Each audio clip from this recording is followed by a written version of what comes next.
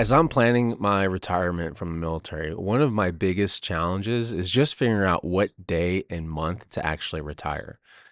In this episode of Veterans in Transition, I want to talk through my thought process a little bit to hopefully help maybe some other veterans that are also considering or evaluating when they want to retire, or service members, right? Because we're not veterans yet, but you get my point. So before I begin, there's quite a few different factors that go into your retirement pay, your pension, so to speak. And obviously the big one is your high three, your salary during the last 3 years of your military service. But in addition to your high three and your VA disability claim and benefits, you also have to account for your COLA, inflation, and a few other things. And so there's this thing called a cola trap, and there's a colonel that wrote a paper on it, Colonel Fowler. It's a very detailed paper. If you're not really big into numbers, honestly, it's a little bit challenging to understand. But in summary, Colonel Fowler looked at how cola and inflation and high three affected military retirement pay over the years, and what he found is that depending on which month you retire, there could actually be a pay inversion. So let's say if you retire on in June and compare your pay to someone that retired in July, historically in the past, someone that retired on July 1st may actually receive less pay than someone that retired on June 1st, even though that they served an extra month. Because of that, the way COLA is calculated, depending on which month you retire, it could have kind of a significant impact. Now, I say significant, it could, depending on your rank and which months you retire, it could be a difference of a few $100s. But in some instances of very senior personnel, like senior colonels, it could be a difference of maybe $1,000 or more per year that you can affect your retirement pay by just selecting which month. So it doesn't always pay to retire later because of this COLA inversion. Now, while historically speaking, there's definitely trends. So the trends that Colonel Fowler pointed out is that July 1st has historically been the worst month to retire. That's when you get the least amount of pay increase from COLA and all that stuff. And then March 1st is typically the best month to retire. Now, in addition to that, typically the last month of the quarters are the best months to retire. So that would be December 1st, March 1st, June 1st, September 1st. There we go. Those would be the best months to retire historically. Now, the problem with the COLA trap, though, is that if you're like me and you're planning your retirement 18 months in advance, the we don't know how COLA and inflation are actually going to come out. They kind of, those numbers come out once a year or so, and they get broken up by quarter. So like I have no way of really kind of saying for sure what COLA will be 18 months from now. um and so kind of planning around that to specifically kind of nail in how much I will be getting paid can be challenging.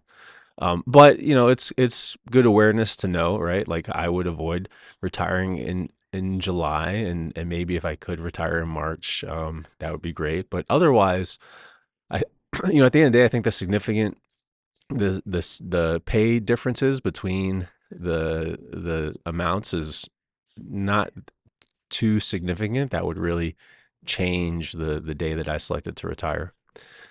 So, so what did go into me selecting my retirement date, which is January 1st of 2026? So when I was kind of planning my retirement date, I knew that I had to be in my job until June of 25. So I could not like really leave my job and take terminal leave or permissive TDY at the earliest until June. And so when I kind of took that June date of that's how long I needed to be in my seat, and then kind of planned out, okay, what comes after that. So first off, I knew I would like to do either a SKillbridge or a CSP program where I get to go work with a civilian company for some time, and I knew I couldn't do that until I was in 180 days of retiring, and so that had to be after June. And I was roughly planning that to be about 3 months long. So 3 months of SkillBridge or CSP. And then after that, I knew I would get 20 days of permissive TDY since I'm CONUS. So I added in 20 days of permissive TDY. And then I kind of estimate that I have about 60 or will have about 60 days of leave. So 3 months of SkillBridge or CSP, 20 days of permissive TDY, and then 60 days of terminal leave. That came out roughly about 6 months. And so 6 months after June, January 1st. And that's how I kind of came up with my day. And, I like it. It's a nice round number. I can start the year off right in my civilian role after that. So that's how I chose my retirement date.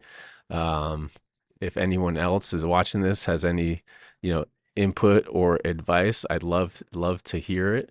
But yeah, you can't submit any of your retirement paperwork until you choose a date. So hopefully this helps somebody. And with that, we'll turn it over to Lexi to ask some questions. Hey, Lexi, how are you doing today? Hey, Rob, I'm just dealing with the usual. Sergeant Major's making a fuss over nothing again, but what's new? Anyway, let's dive into this important topic. You mentioned that selecting the wrong retirement date could really mess with benefits like the COLA adjustments. Can you explain more about the paperwork process for setting a retirement date and what specific details service members should double check to avoid any pitfalls? Yeah, so your retirement date will show up on your endorsement letter that you need from the first O6 in your chain of command, as well as your memorandum requesting retirement. That memorandum, at least the format that I had to submit, includes your retirement date, when you plan on taking leave, and your permissive TDY. And then when you submit the personal action request in the Army's personnel system, IPSA, you also have to put your retirement date in that. So all those major things all need your retirement date. And then once you have that retirement date in, I believe it's a little difficult to change. So you definitely want to make sure you have that date right.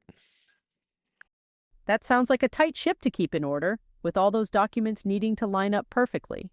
Given that it's tough to change the retirement date once it's set, what would be your top tip for someone in the early stages of planning their retirement to ensure they choose the right date from the get-go?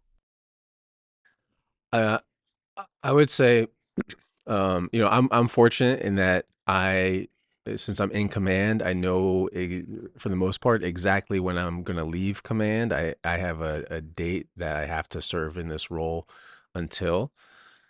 And so everything that I'm doing has to happen after that. And fortunately, I have a pretty good chain of command that is willing to work with me and support with me as I want to do some of these things, like the SkillBridge or CSP, which is the Army's career skill program.